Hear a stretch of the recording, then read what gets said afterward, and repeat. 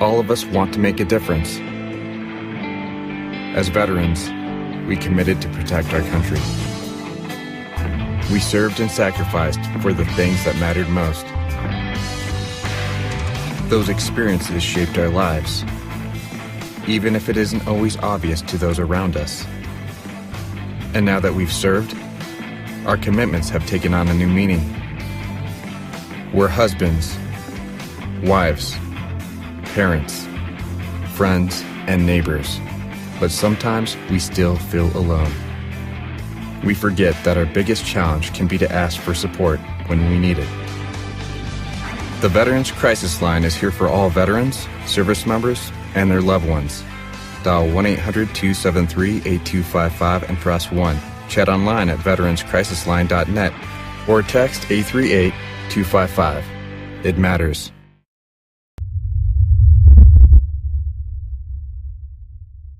Hello and welcome again to Oscar Mike Radio. My name is Travis. I'm the host.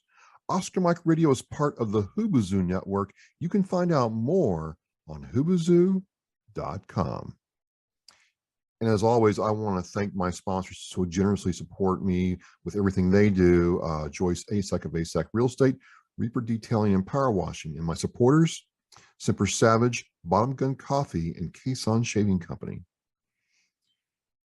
I am excited.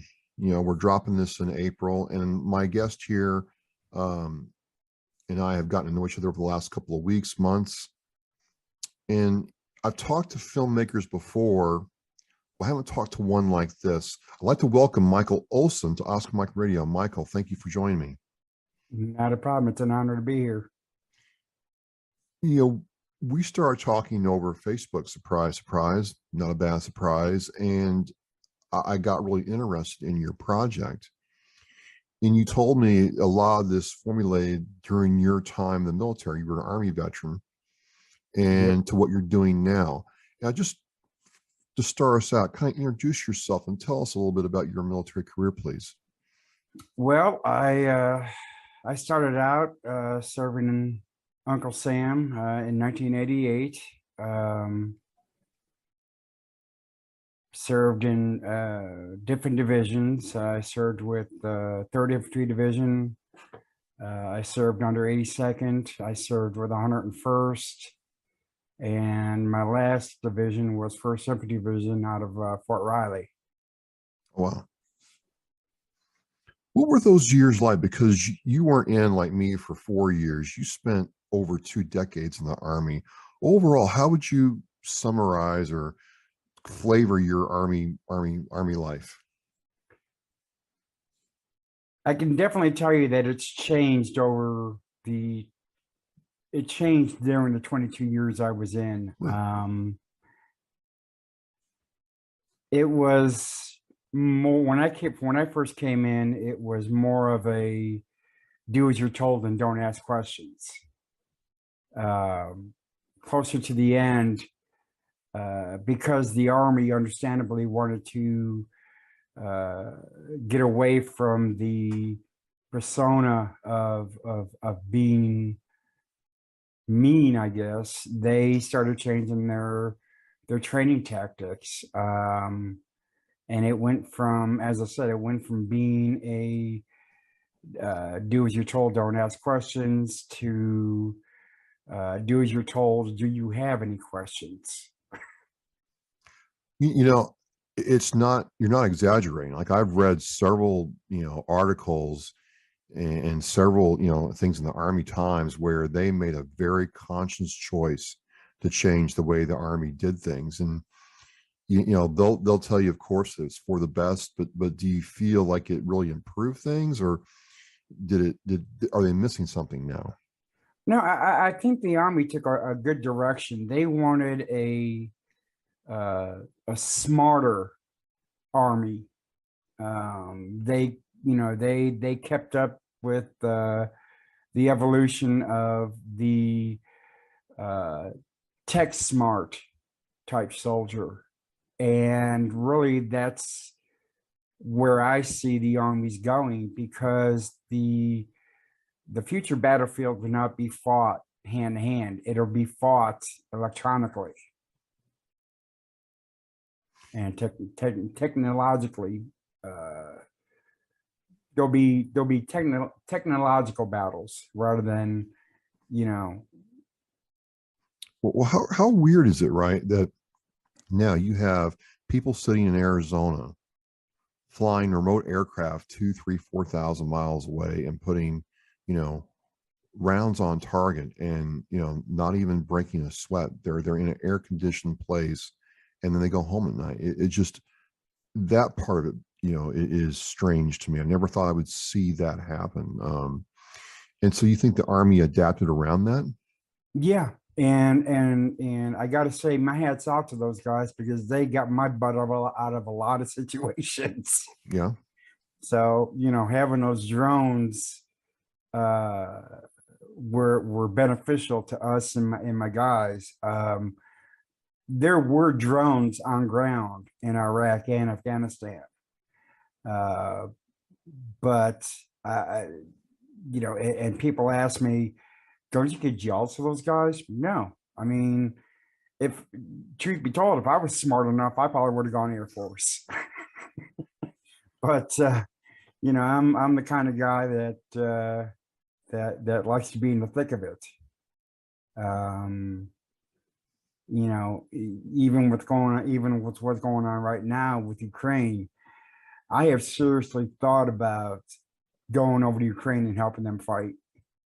But I'm too old for that crap now. So let's talk about Ukraine first before we go into the film. We'll get into that, but just what do you think of what's going on there? Like my question to a lot of the senior enlisted, and you were either senior enlisted or officer with 20 plus years in, is I thought, based on what I read, that the Russian army was much better than what we've seen. Or is it a fact where the Ukrainian people are saying, you're not going to take this without paying for it? I mean, what do you, am I reading that wrong?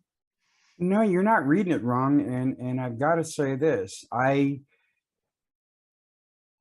firmly believe that Putin is our generation's Hitler.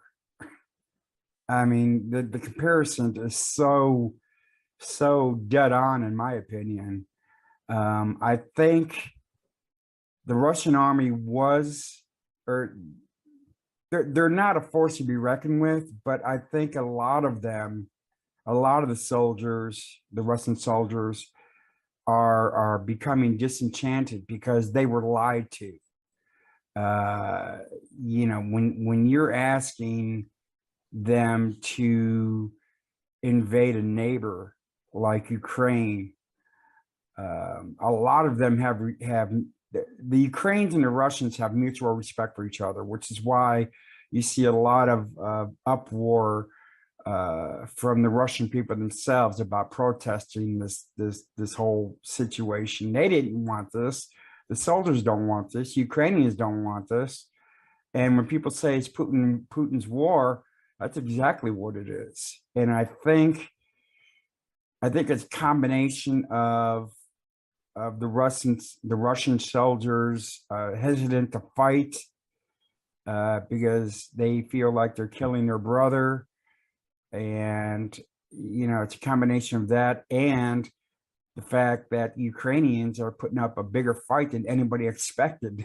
I mean, Zelensky he's an incredible leader, yeah, and he shows great tenacity.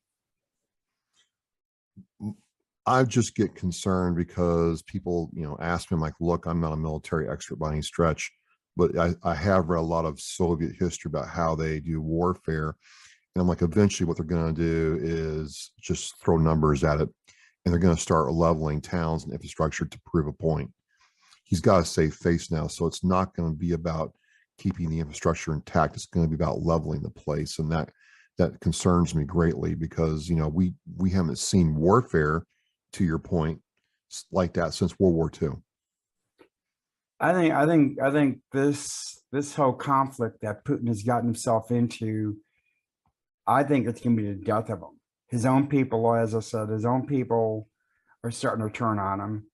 I would love to be a fly on the wall between the in the ranks among the Russian soldiers, because I'm sure that, you know, they're split along party lines per se. You know, you got your diehard soldiers that are, you know, believe in what they're doing. And on the other side of the line, you've got those who are like, what are we doing here? We don't need to be here. We don't, you know, we shouldn't be here. And I think it's gonna end up ruining the Russian economy, because they're already suffering. You know, and the Russian people are going to, I think they're gonna, I think Putin's time is limited. Well, it is the thing, right? I mean, I definitely agree with some of the parallels between him and Adolf Hitler. I'm very concerned that, you know, this could get out of hand. You know, I'm kind of disappointed in China and India that they haven't outright condemned what's going on. It's very worrisome because we're so entwined with those two countries, right? But it just goes to show too that, you know, we're seeing this happen in real time, and there's a cost, not just in terms of, you know, things expended, but the people pay a cost too. And you know, as we started talking, I think that's what kind of drew us in, is you're trying to tell a story in a very different way when it comes to the war movie or war story, right? I mean, where did you get that start in wanting to tell this story?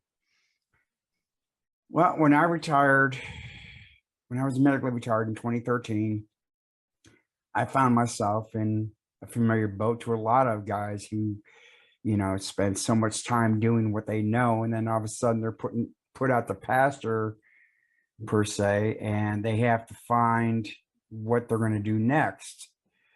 So I, you know, trying to come up with a plan of how to live out the rest of my life, I remembered that while me and 4 or 5 of my other battle buddies were sitting in Iraq in 2003, you know, the subject came up on you know, your favorite war film, and the general consensus was Hollywood never seems to get it just right. They always, you know, they always embellish what war is. They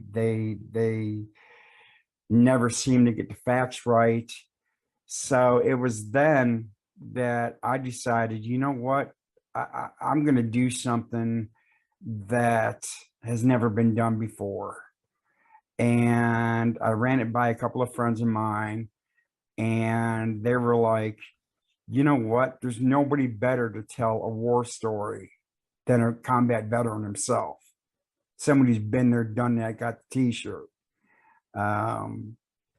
So I was surfing the internet one night, and I came across a blog by retired First Sergeant Gene Hicks, who happened to be in Mosul the day of the bombing. And I read his blog, and one line really stuck out to me. And that line was, I heard somebody crying, and I looked over to see a female soldier laying on the floor. Her hair and her coat was smoking. She was crying and asking for help as she crawled towards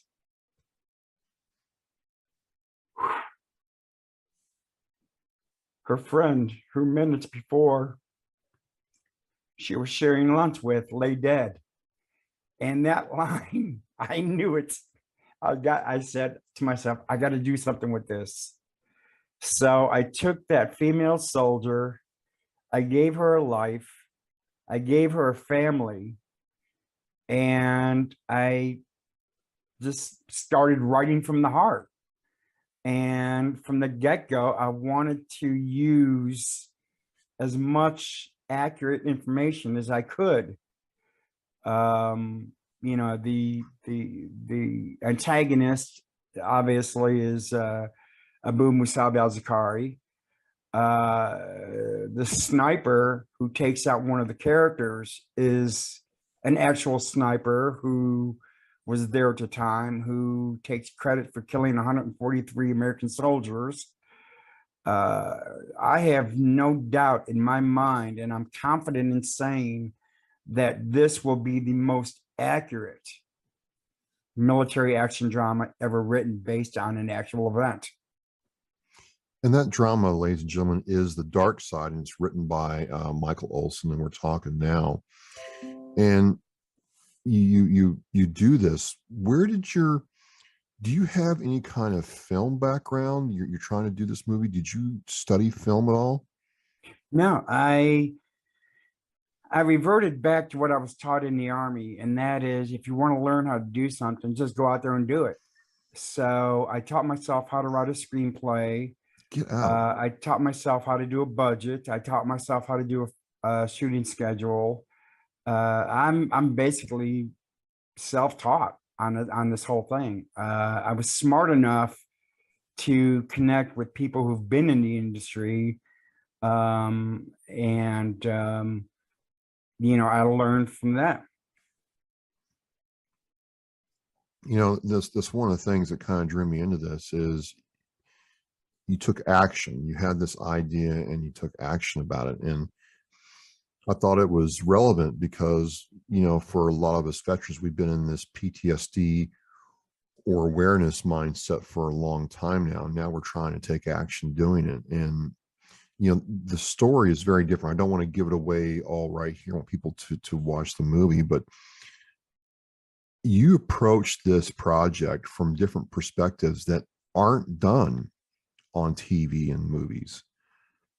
I'm sitting there, I'm like, that could be, some of my buddies, wives, girlfriends, kids talking before they ship out. That was me and my, sergeant talking the 5-ton, pulling our missiles.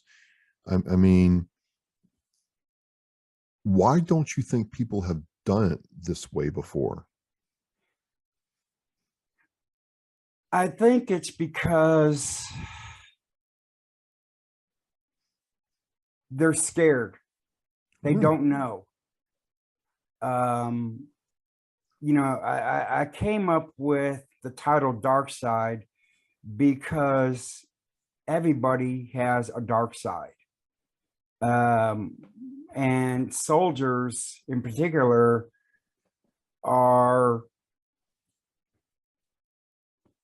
more prone to go to that dark side because we have to.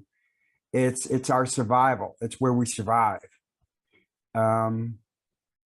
We do things that nobody should ever have to do. We've seen things that nobody should ever see. What you see on TV or in the news is watered down.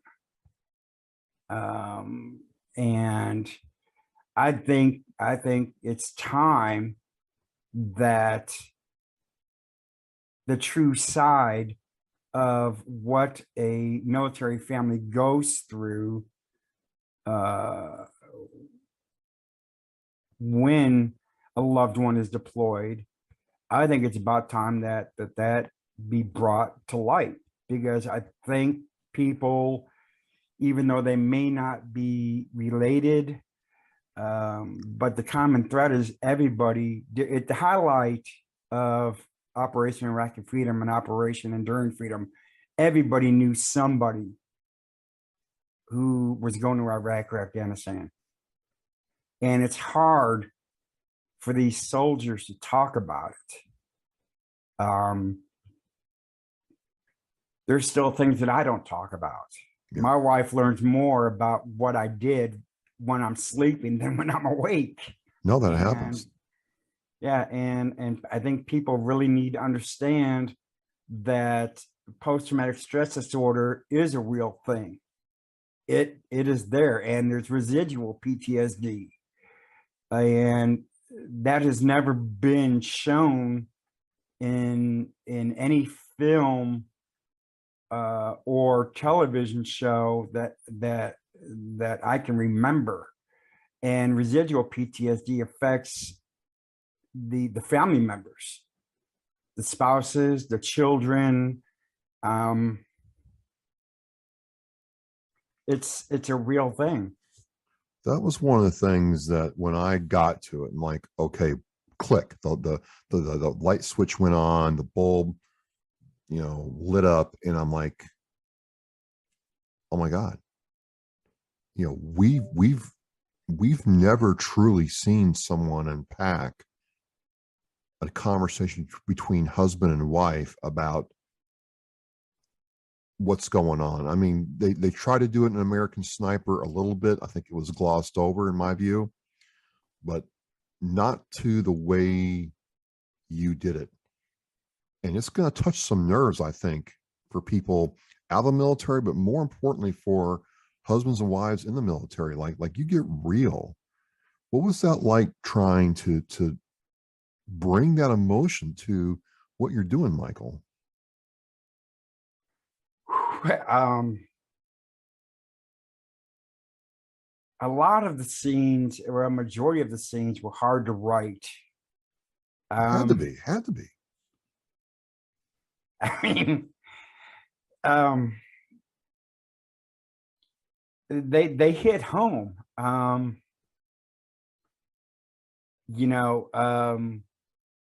Like there's one scene where the main character is talking to his wife on Skype, and they end up getting mortared, and the wife can hear it, and she watches as her husband grabs his body armor, his weapon, and he hauls out the door. And that actually happened to that was a situation that my wife and I were in. We were talking one night, and we started getting hit, and she watched as I did that, and she sat in front of her computer until I got back. She did not move. It scared the hell out of her. I was going to ask, did she ever truly tell you what those moments were like, waiting for your face to come back? She said those were the hardest waiting times of her life. Now, my wife, I love her to death. She was when we got married, she had no knowledge of the military. She was born in central Georgia, in a small town where the outside world, they knew it existed, but they had no knowledge of it. And when she jumped in the seat, it's like she was made to be an Army spouse. And she's my rock. I mean, I'd be lost without her. And a lot of soldiers feel that way about their spouses. And another point I'd like to make is how I came up with Darkside is because I want to send a message to my brothers and sisters that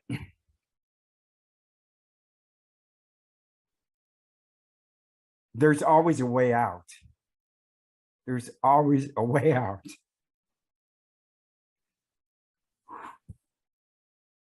It kills me when I hear about, excuse me. Sorry.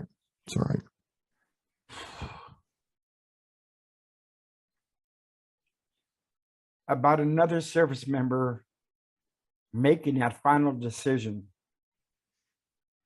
And I've learned that it's not just a US problem. This is worldwide. I mean, in the UK, they have a big problem with veteran suicide. Japan has a big problem. I mean, it's no matter, it doesn't matter who you serve or where you serve from. If you've been in combat, you're going to get PTSD. And my heart goes out to these Russian soldiers because I know where they're coming from. I know exactly how they're feeling.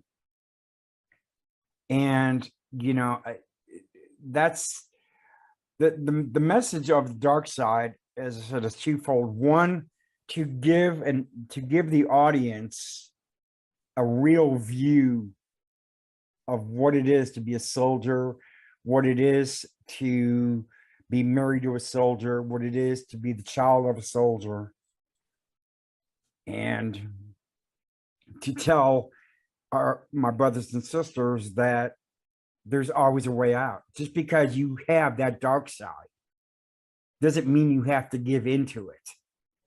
You can fight it. A lot of us do fight it.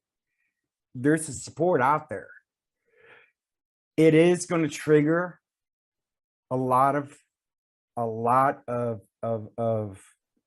good, maybe good, but a lot of probably bad memories. One thing I'd like to do is, or one thing I'm going to do is, when we finally do get the opportunity to go into production, I am going to have a psychologist on set, because a lot of the support roles, like the soldiers and, you know, and that sort of thing, it is my goal to use in the cast as many veterans as I can. I want this to be the first military film that is categorized as a true veteran cast film. And I think it's important to have a psychologist on set, because a lot of us, me included, are gonna, you know, it's gonna affect us.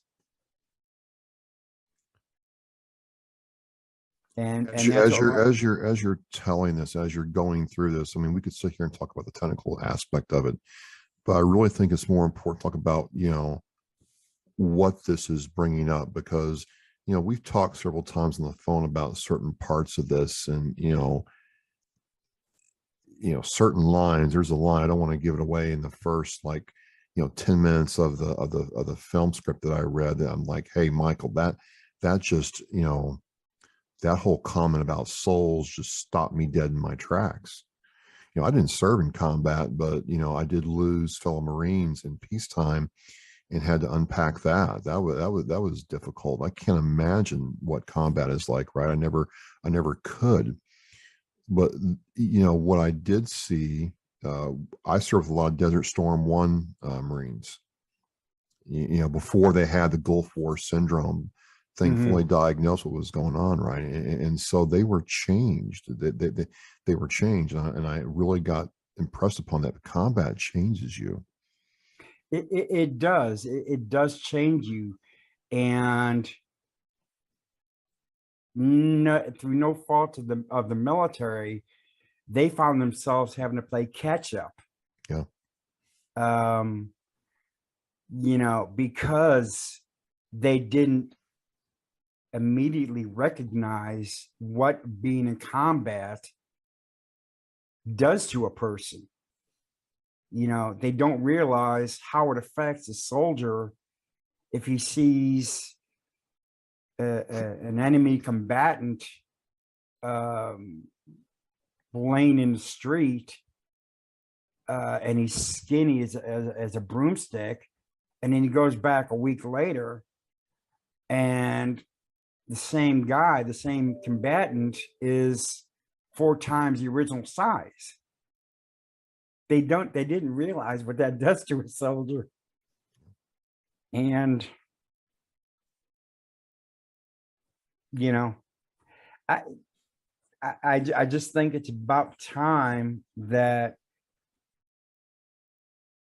the movie going audience I think it's about time they see it from our point of view.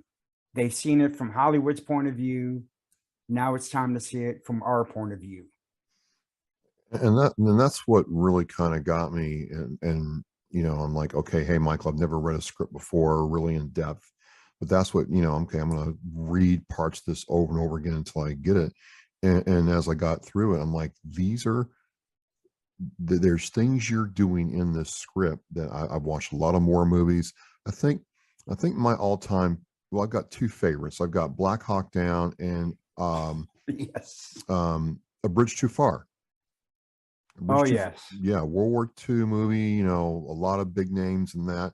And that was a very like military-esque movie because in the end, the Allies failed miserably due to a lot of things that civilians don't understand. But yeah, in the military, if you don't, so, but I'm like, you didn't see, I'm like, I don't think I've ever had anybody flush out the conversation between a child and their parents, not just the, you know, father, but the mother or siblings talking about what's going on. I don't think that's ever been done, Michael. And that's what really drew me into this. And if it, I'm hoping it draws other people the same way. And I'm hoping the same thing. And one common thread among military children or military dependents is a lot of them want their parents to be normal parents. You know, I've had, you know, I've heard conversations where daughters have asked their dads, why can't you just be a normal father? You know, why can't you be there for my volleyball game or my softball game, or, you know, why do you have to go away? And kids, especially younger ones, don't understand that it's not only a job, but for a lot of us, it's a calling. It's a calling that we feel we must answer. And when people ask me, why did you deploy 4 times? I said, so your kids wouldn't have to. And if I can keep my neighbor's 10-year-old son from facing possibly deploying to fight in Iraq or Afghanistan, if I can keep them from doing that, then I've done my job. The script is done, and the script really is different. I can't be the only person thinking that. Where are you at now with this project as you bring it to life, Michael? Well, I have a production team on paper.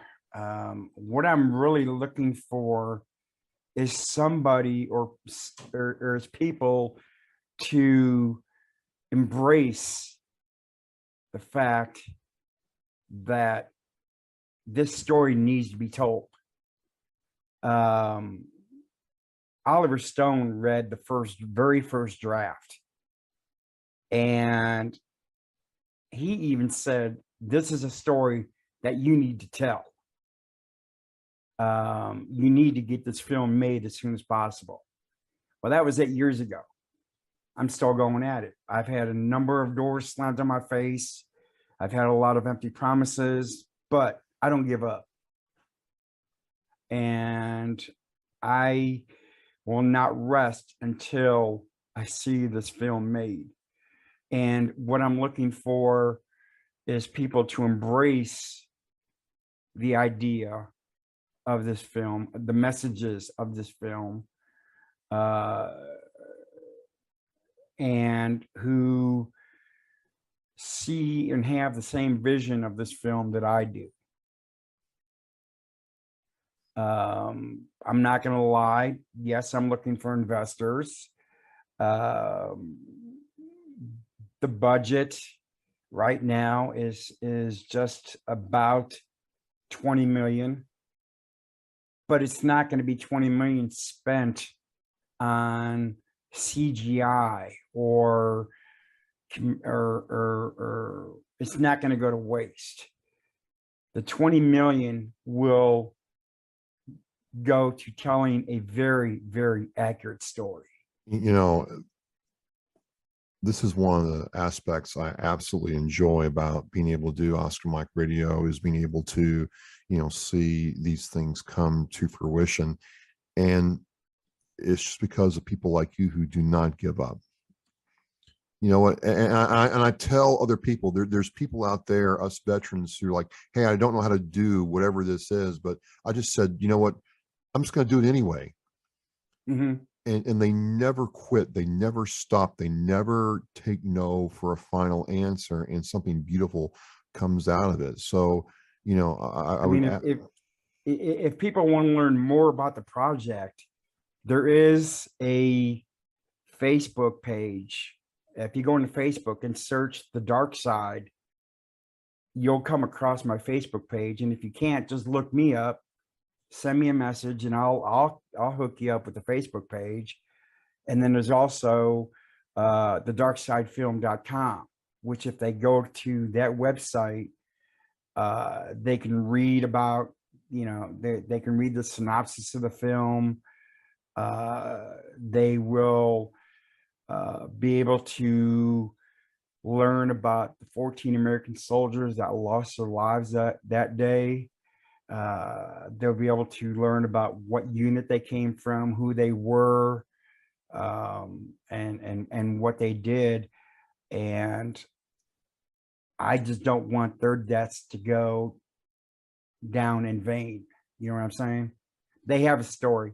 If I can't tell the story for the living, at least let me tell it for the dead. Well, Michael, I'm going to have all the links to your Facebook page and the film's website and the Oscar Mike Radio show post. If you are interested, you can, you know, reach out to Michael. He'll get right back to you. You know, I don't see any reason why this can't be an engaging story. I don't see any reason why you can't get the veteran community to come around you and support you. You know, and I just go back to your wife for a second. As she's seen you take this journey, what are her thoughts on the film script and the film progress? She's worried about, understandably, how it's going to affect me. She's worried about me being on set during filming. But I tell her, look, different soldiers had different ways to deal with what they've seen and done. This is my therapy, to accept what I've done and to accept what I've seen and done. This is my therapy. My therapy is writing. I mean, I had never, prior to starting this project, I had never put word one on paper. Yeah. And I blew myself away. I blow myself away at what I'm able to write. But as I said earlier, it comes from the heart. I write from the heart. And it's going to be an emotional journey. It's going to be a roller coaster. It's not going to be one of these shoot 'em up kind of war films. It's going to take the viewer on an emotional journey. Yeah. It did me. It did me. You know, I'm sitting there watching, you know, from invisibly watching the conversations and the interactions play out. And I'm like, these kind of conversations happen a lot more than people know, and they're never talked about. So I just think that you've hit on something that is truly unique. Like, you can sit there and make that claim that this hasn't been done before, and I don't think it has. Not to this magnitude. I don't. And people are like, well, how can you be so confident that it's never been done before? Easy. You've never had a combat vet write a story like this. You know, I have nothing against Hollywood writers, but it's like me trying to write a film about being president. Yeah. I don't know what it's like to be president. I'm not going to write about it. And they have all these advisors and technical advisors and military advisors on set, but being told how it is and actually living that experience as you're writing or filming, it's a whole different ballgame. Well, again, ladies and gentlemen, I'm with Michael Olsen, Army veteran, combat veteran, who has in the process of creating the story called The Dark Side. I will have all the links to his website and Facebook page in the Ask Mike Radio show post. And we're going to watch him get this thing created and hopefully get the support you need. How can people, help out or assist you if they can with what you're doing, Michael? By getting the word out. If there's one thing I've learned is investors look for projects with a strong social media following, because that indicates that there's an interest, and investors are more likely to invest if they see a social media following. It's like, for example, my Facebook page, about a month ago, I went from having 1,200 followers to almost 5,000 followers now. And that's an enormous jump. And, the Darkside Facebook page, I think it's up to almost 900 followers now in less than a month.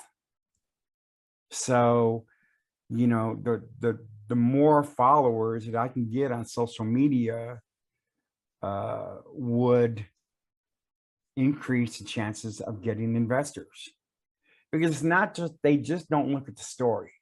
They want to invest in something that, to be quite honest, is going to make them money. And if they see a project with, say, 5,000 followers,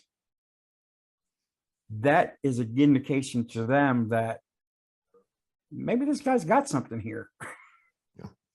I'm certainly going to do what I can, not only for this show, but, as you go through your journey, whatever I can do to help you, I'm here. Certainly enjoy getting to know you and understand how this works. And I didn't know a whole lot. I'm asking you questions about how script stuff works. I'm like, he must think I'm this complete noob wasting his time. But it's not like reading a book. There's other things involved with that. So I really appreciate your patience. It's like this. There's never a dumb question. I had questions that I didn't know the answer to. And I just didn't say, you know what, I'm not going to find out. No, I went out there and if I couldn't get somebody to answer the question for me, I looked it up. And, that's where it is now. Well, we hope to see you succeed. Hey, I've told you before and offline and, through Facebook messages, and we're emailing each other. Hey, I'm here. Definitely, I just like how original this is. And, it's kind of, in some ways, I'm thinking it's kind of sad to say that we're, after all this time of storytelling in Hollywood, that it took this long to get one right, but it sure is nice to see somebody, working to get it right. And I wish you all the best, my man. I appreciate it. Thank you, sir. Well, again, I am with Michael Olsen. He's a U.S. Army veteran, 22 years, retired, and, got out of the military and started working on this project called The Dark Side.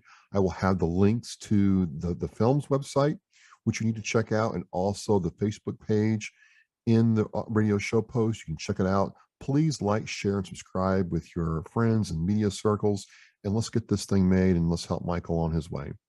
Michael, I want to thank you for coming on. I really appreciate it. This is just, we'll start off as a simple message, has turned into something so wonderful, amazing. Thank you. No, thank you. It's been my honor. Well, as we say in Hawk, Michael, we are mission in flight. Thank you very much. And we hope to hear from you soon. Thank you.